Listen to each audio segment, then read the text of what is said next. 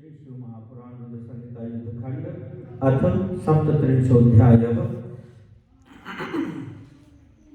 शंखचूड़ के साथ कार्तिकेय आदि महावीरों का युद्ध।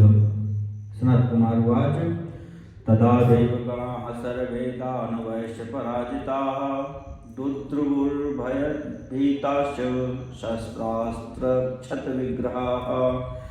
सनत कुमार बोले, हे व्यास जी, उस समय दानवों ने सभी देवताओं को पराजित कर दिया, जिससे शस्त्रास्त्रों से क्षत विक्षत अंगों वाले देवता भयभीत होकर भागने लगे।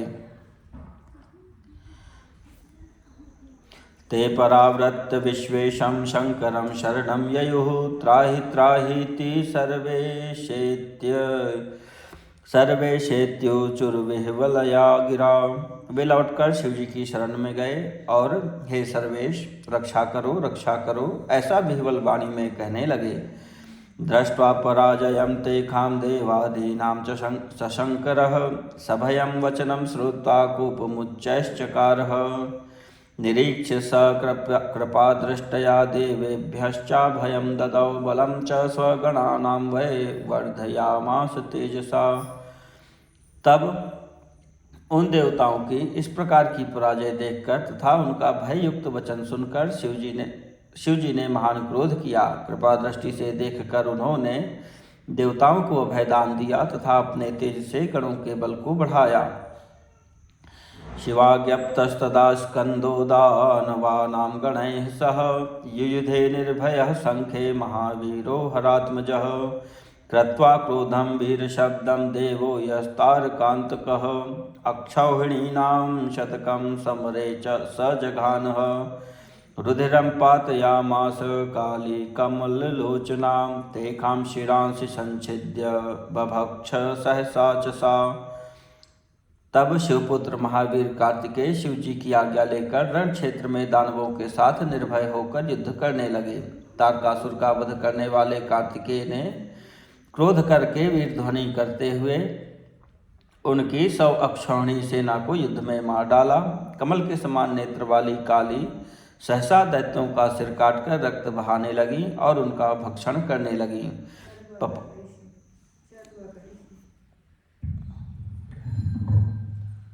पपौ रक्तानि तेषां च दानवानां समन्ततः युद्धं चकार विविधं सुरदानवभीषणम्। शतलक्षं गजेन्द्राणां दानवानां तथा रणे समादायैकहस्तेन मुखे चिक्षेपलीलया। वे दानवों के रुधिर का चारों ओर से पान करने लगी और देवताओं तथा दानवों के लिए भयंकर विविध प्रकार के युद्ध करने लगी। उन्होंने रण में लीलापूर्वक 100 लाख हाथी एवं 100 लाख दानवों को एक हाथ से उठाकर मुख में डाल लिया। कबंधानां सहस्रं च सन्नर्तरणे बहु महान् कोलाहलो जातः क्लीबानां च भयंकरः। पुनः स्कन्दः प्रकिप्योच्चैः शर्वर्षां चकारः पातयामास क्षणतः कोटिशो सुरनायकान्। हजारों कबंध युद्ध भूमि में नृत्य करने लगे।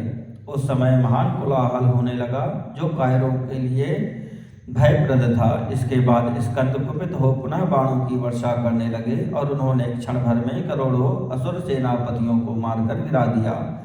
दानवाः शतजालेन स्कन्दस्य क्षतविग्रहाः भीताः प्रदुद्रुवुः सर्वे शेखामरणतस्तदा।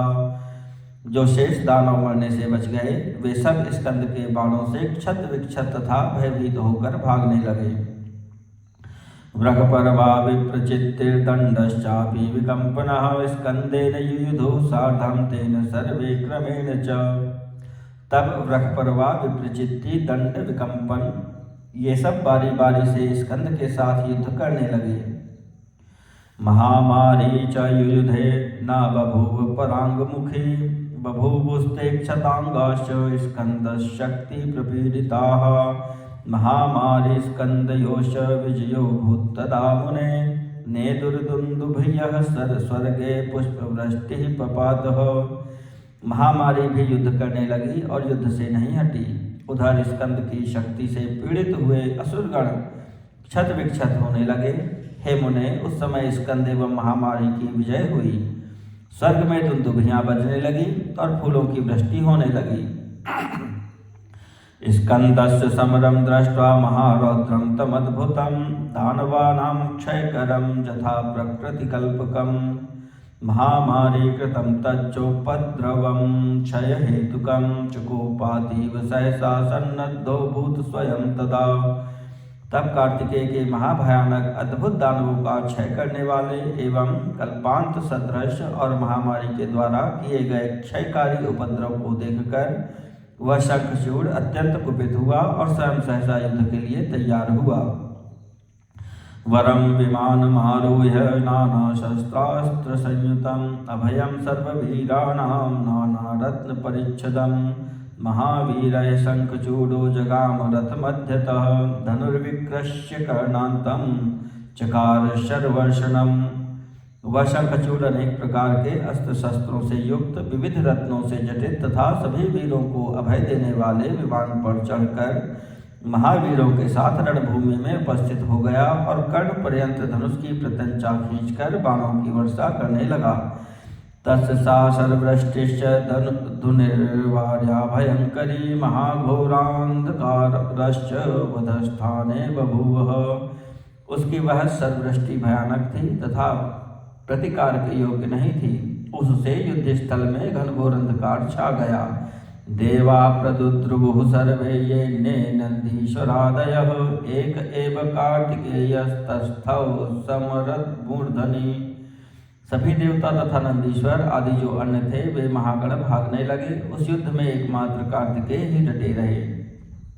पर्वतानां च सर्पाणां नागानां शाखिनां तथा राजा चकार वृष्टिं च दुर्निर्वार्यां भयंकरीं। तद्वृष्टया प्रहतः स्कंदो बभूव शिवनंदनः निहारेण च सान्द्रेण सम्रतो भास्करो यथा। उस समय दानवराज ने पर्वतों, सर्पों, नागों एवं वृक्षों की भयंकर एवं दुर्निवार्य वर्षा की। उस वृष्टि से शिवपुत्र स्कंद उसी सब प्रकार आच्छन्न हो गए जैसे घने कोहरे से आच्छादित सूर्य। नानाविधां समायां च चकारमय दर्शितां तां नाविदन् सुराः केऽपि गणाश्च मुनिसत्तम। हे मुनिश्रेष्ठ, उसने मय दानों के द्वारा सिखाई गई अपनी अनेक प्रकार की माया फैलाई, किंतु कोई भी देवता तथा गण उसे नहीं जान सके। तदैव शंखचूडश्च महामायी महाबलः शंकर शरेणैकेन दिव्येन धनुश्चिच्छेद तस्य वै। उसी समय महामायावी एवं महाबली शंखचूड ने अपने एक ही दिव्य बाण से उनके धनुष को काट दिया। बभंज तद्रथं दिव्यं चिच्छेद रथरक्षकान् मयूरं जर्जरीभूतं दिव्यास्त्रेण चकार सः। उसने उनके दिव्य रथ एवं रथ के रक्षकों को नष्ट कर दिया तथा अपने दिव्यास्त्र से उनके मयूर को जर्जर कर दिया। शक्तिं चिक्षेप सूर्याभां तस्य वक्षसि घातिनीं मूर्छामवाप सहसा तत्प्रहारेण सक्षणम्। उसने उनके वक्ष स्थल पर सूर्य के समान देदीप्यमान एवं आघात करने वाली अपनी शक्ति चलाई। तब उसके प्रहार से वे कार्तिकेय सहसा मूर्छित हो गए। पुनश्च चेतना प्राप्य कार्तिकः परवीरः रत्रेन्द्रसार निर्माण मारुरोह स्ववाहनं स्मृत्वा पादौ महेशस्य सांबिकस्य च खड्मुखः शस्त्रास्त्राणि गृहीत्वैव चकार रणमुल्बणम्। पुनः क्षण मात्र में चेतना प्राप्त कर शत्रु वीरों को नष्ट करने वाले कार्तिकेय अपने महारत्न जटित वाहन पर सवार हो गए। वे कार्तिकेय पार्वती सहित शिव के चरणों का स्मरण कर अस्त्र शस्त्र लेकर घनघोर संग्राम करने लगे। सर्पांश पर्वतांश्चैव वृक्षांश प्रस्तरांस्तथा सर्वांश्चिच्छेद कोपेन दिव्यास्त्रेण शिवात्मजः। उन शिवपुत्र ने क्रोधपूर्वक अपने दिव्यास्त्र से उसके समस्त सर्पों, पर्वतों, वृक्षों एवं पाषाणों को काट दिया। वह्निं निवारयामास पार्जन्येन शरेणः रथं धनुश्च चिच्छेद शंखचूडस्य लीलया सन्नाहं सर्ववाहांश किरीटं मुकुटोज्ज्वलं वीरशब्दं चकारासौ जगर्ज च पुनः पुनः। उन्होंने पांचजन्य बाण के द्वारा लीला से ही शंखचूड़ के आग्नेयास्त्र को शांत कर दिया और उसका रथ तथा धनुष भी काट डाला। वे उसके कवच, समस्त वाहन, उज्ज्वल किरीट एवं मुकुट को नष्ट कर वीर ध्वनि करने लगे तथा बारंबार गरजने लगे। चिक्षेप शक्तिं सूर्याभां दानवेन्द्रस्य वक्षसि तत्प्रहारेण संप्राप मूर्छां दीर्घतमेन च। मुहूर्तमात्रं तत्क्लेशं विनीय स महाबलः चेतनां प्राप्त चोत्तस्थौ जगर्ज हरिवर्चसः। उसके बाद उन्होंने दानवेंद्र की छाती पर सूर्य के समान देदीप्यमान शक्ति से प्रहार किया। उस अत्यंत तीव्र प्रहार से वह मूर्छित हो गया। वह महाबली थोड़ी ही देर में शक्ति की पीड़ा दूर कर चेतना प्राप्त करके उठ गया तथा सिंह के समान गर्जना करने लगा। शक्त्या जघान तं चापि कार्तिकेयं महाबलं सपपात महीपृष्ठे मोघां कुर्वन् विधिप्रदाम्। उस महाबली ने कार्तिकेय पर अपनी शक्ति से प्रहार किया। तब कार्तिकेय विधाता के द्वारा दी गई शक्ति को अमोघ सिद्ध करने के लिए पृथ्वी तल पर गिर पड़े। काली गृहीत्वा तं क्रोडे निनाय शिव सन्निधौ ज्ञानेन तं शिवश्चापि जीवयामास लीलया ददौ बलमनन्तं च समुत्तस्थौ प्रतापवान् गमनाय मतिं चक्रे पुनस्तत्र शिवात्मजः। तब काली उन्हें अपनी गोद में उठाकर शिव जी के पास ले आई। शिव जी ने अपनी लीला से ज्ञान के द्वारा उन्हें जीवित कर दिया और उन्हें अनंत बल प्रदान किया। तब वे महाप्रतापी शिवपुत्र उठ बैठे तथा पुनः युद्ध में जाने का विचार करने लगे। एतस्मिन्नन्तरे वीरो वीरभद्रो महाबलः शंखचूडेन युयुधे समरे बलशालिना। इसी बीच महाबली तथा पराक्रमी वीरभद्र बलशाली शंखचूड़ के साथ रण क्षेत्र में युद्ध करने लगे। ववर्ष समरेस्त्राणि यानि यानि च दानवः चिच्छेद लीलया वीरस्तानि तानि निजयः शरैः। उस दानव ने समर में जिन जिन अस्त्रों को चलाया उन अस्त्रों को उन वीरभद्र ने लीलापूर्वक अपने बाणों से नष्ट कर दिया। दिव्यान्यस्त्राणि शतशो मुमुचे दानवेश्वरः तानि चिच्छेद तं बाणैर्वीरभद्रः प्रतापवान्।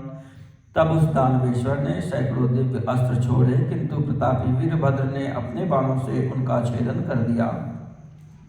अथातीव चुकोपोच्चैः शंखचूडः प्रतापवान् शक्त्या जघानोरसि तं स च कंपे पपातकौ। तब प्रतापी शंखचूड अत्यंत कुपित हुआ। उसने अपनी शक्ति के द्वारा उनकी छाती पर प्रहार किया जिससे वे कांप उठे और पृथ्वी पर गिर गए। क्षणेन चेतना प्राप्त समुत्तस्थौ गणेश्वरः जग्राह च धनुर्भूयो वीरभद्रो गणाग्रणीः। इसके बाद गणों में प्रमुख गणेश्वर वीरभद्र क्षण मात्र में चेतना प्राप्त कर उठ बैठे और उन्होंने पुनः अपना धनुष ले लिया।